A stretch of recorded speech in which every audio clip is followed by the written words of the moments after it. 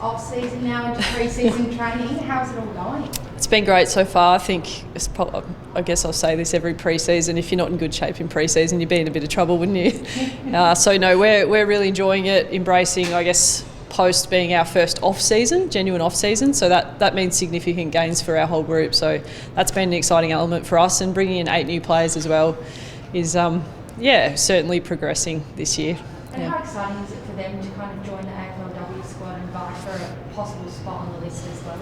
Yeah, it's been really competitive across the squad this year. We've strengthened our list, obviously. 2 past All-Australians in Ash Saint and Janelle Cuthbertson significantly add to the strength of your list. And then someone like Caitlyn Popes, who previously a West Coast Eagles listed player and performed exceptionally well as a training partner for us last year and at North Adelaide in the SANFL again this season. She's been another sort of state league player that we invest in and has stepped into the squad with some real strength. So it's been exciting. Yeah, I guess how exciting is it, all the addition of those new players, and how we use Ash Saint in the forward line with Gemma as well? It's exciting. I think we've certainly got another element down there with Ash, and her I think her smarts and her understanding of positioning in our forward line is pretty underrated for Ash. I know she's been a leading goal kicker in the competition, but a lot of people don't understand what she's got to offer, so we're very excited to have her, especially working alongside Gemma. Hope is very small, kind of zippy. Going to use her more in a half forward kind of position or more on the wing? It's a really good question. I think Caitlyn Popes probably suited anywhere between a small forward and a wing role. So, yeah, it's obviously week 6 of pre-season for us now, and there's certainly competition for spots and real depth, and Popey adds to that.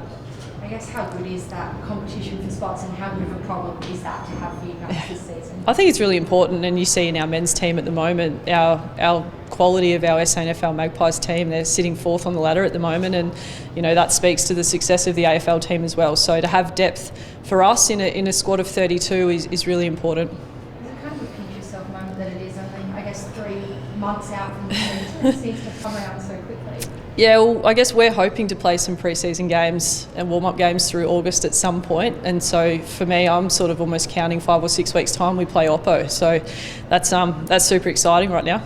What's the aims for 2023? Our aims never change as a football club. We aim to win every single game we play, and while we don't yet have a fixture, we work towards that goal every day. You're hoping to get a fixture sometime in the next few weeks? I know Aaron said as well it was a bit frustrating not having a schedule at the moment. Yeah, I guess you just trust. The key part for me as a coach is that you can plan, and so the planning piece for me is that we have a reasonable idea of round 1 being in that men's finals bye. That's what we've been told, and so you work towards that. I guess the girls have been kind of out at men's training as well, watching on. Erin's obviously coaching out there as well. What have they kind of learned off the men's success this season?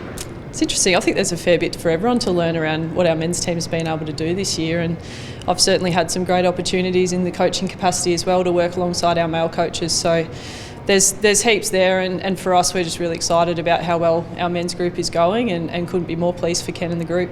I remember speaking to Erin, and she said the girls are kind of like sponges, obviously sitting out there watching everything they're doing rigorously as well. Do you find that as well in the group? Yeah, I think every AFLW group around the country, you could describe them all as sponges. Our crew really want to learn, and it's one thing we really love about our team, and just that strive to want to be better every day, and the opportunities within our football club and how well we have done the integration piece across men's and women's has meant that we can open up men's training across pre-season and have our female players watching the growth and development of our boys across pre-season as well. So that's a really nice element for us. And as well, Heather Anderson, obviously the first woman athlete with brain disease linked to concussions. How important is it for you to be able to prepare your girls for that sort of thing and make sure that they're well protected as well?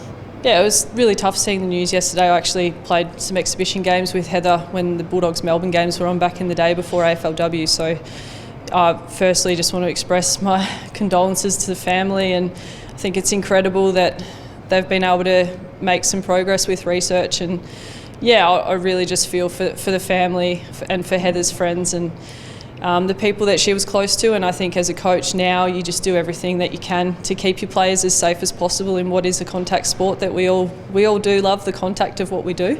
That's why we choose to play football and be involved in AFL. So it's just doing everything that you can to keep your players as safe as you possibly can.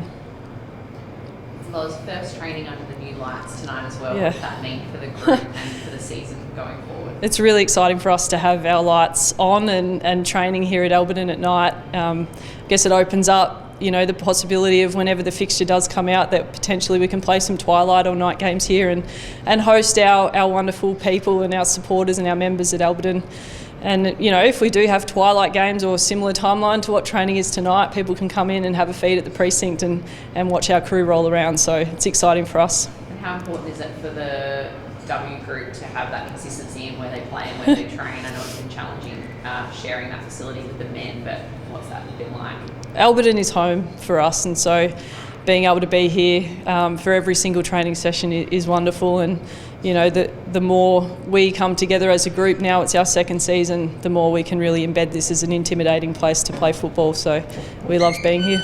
And who's the standout for you? There are a couple of names that spring to mind this year during the preseason that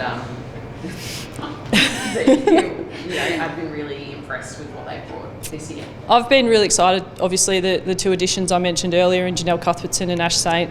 Obviously, Maddie Kerrick is another experienced AFLW player that we've added to our group from Geelong. And then there's some exciting new young talent as well. Georgie Jakes out of Norwood, who's a father-daughter, I guess, for our football club in the Magpies. And Jasmine Stewart, who I think is probably going to be one of those underrated players that is able to do some good things for us this year. So Jazzy's moved over from Perth and had a really exciting start to her career at Fremantle, and now I think we'll probably hopefully see the best of her here at Port Adelaide. Do you have any questions? Probably most of it, but what impact do you think Erin's going to have this season? Erin's been fantastic. She obviously had a really interrupted pre-season last year, and some exciting family news just recently with the birth of London at home with Tracy. So yeah, Erin's going really well, and she always has a huge positive impact on our group, and I'm looking forward to that again this year. Cool. Thank you. Thanks everyone.